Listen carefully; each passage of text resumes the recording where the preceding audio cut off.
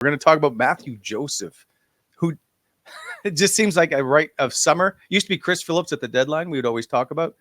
And now it's Mathieu Joseph in the summer. We'll discuss if he should be traded or not.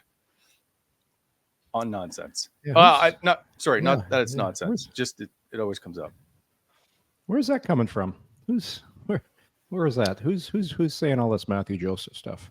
People just like to start stuff sometimes. Yeah. So, but it is all right. So it is an interesting debate. He makes 2.9 million, 2.95, I think. Mm-hmm. What is pretty good contract? Is it? Is it a good contract if you're a top 6 player, or is it a good contract if you're a bottom 6 player? Okay, so top 6 guys make way more than that. I know, but at some point, Yorkie, you've got to find some balance in your lineup of what you can pay for.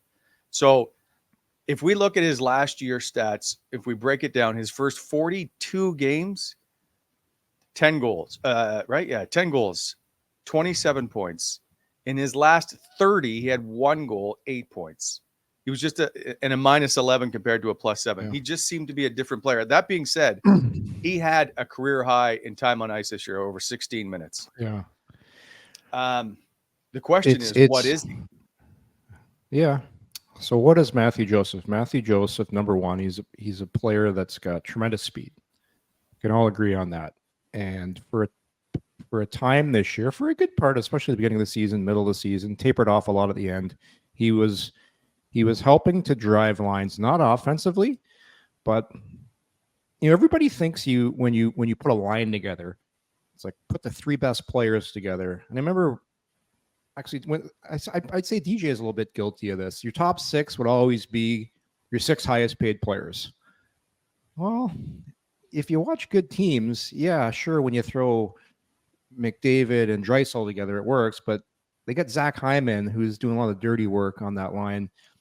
Mathieu Joseph was pretty good at doing a lot of that dirty work, and I've said this now for a long time. One of the weaknesses of the Ottawa Senators as a forward group is their overall team speed.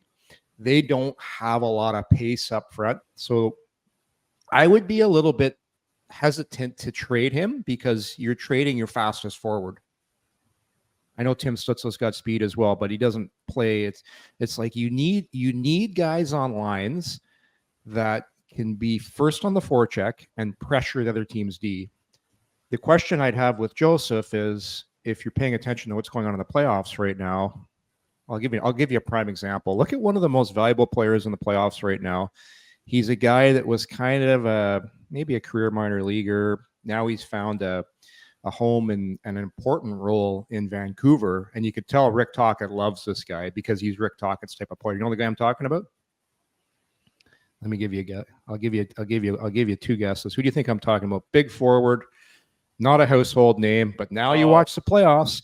Every single general manager is watching this guy, Dakota Joshua there. Like, those types of guys in the playoffs are so important. You look at Sam Bennett, different resume, obviously, because he's had some success in the league and people know him. But Ottawa needs to find and identify players like that can come in, and those are the types of guys you put in your lineup. But the problem, Ottawa still has to get to the playoffs, so there's so many things to think about. The problem with Ottawa is it's so hard to judge your players based on regular season play, especially when regular season play isn't meaningful games. So if I go back to Mathieu Joseph, when the Senators were kind of in it and they needed to win, Joseph was one of their best players. When they were out of it and the season was done, he kind of tapered off. So I didn't like him a couple of years ago, Wally. I didn't think he was tough enough. I didn't think he was the type of player that played with enough courage, but I've changed my mind on him after watching him. I think he's a pretty good fit for this team based on his speed, which they need, and you could put him up and down your lineup. It seemed for a while, whoever you put him on that line, he was helping make that line better. So I'd be a little hesitant to trade him, Wally. Okay, all right, but here's the question: what is he? What is Matthew? Is Mathieu Joseph a third line player that you plug in on your top six if there's an injury and somebody goes down, or Mhm. is he a second I, line th- player to you? And that's the question. I think he's a third line player.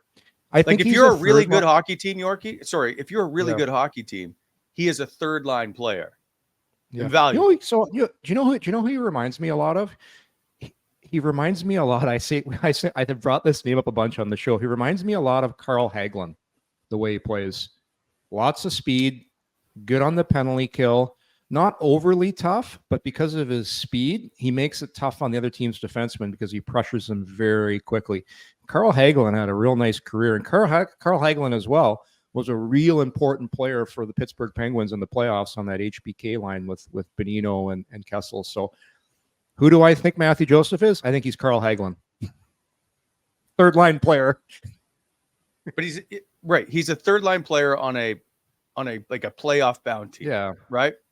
But is his Yeah, contract then? he's not that old either. Like he's still a pretty young guy. It's not like this guy's like a early 30s player that's on the decline. So it's just I get what people are saying. Like, who are you going to trade? Who are you going to move? You got to move somebody.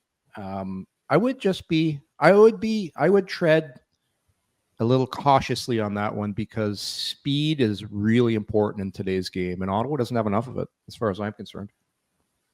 27 years old.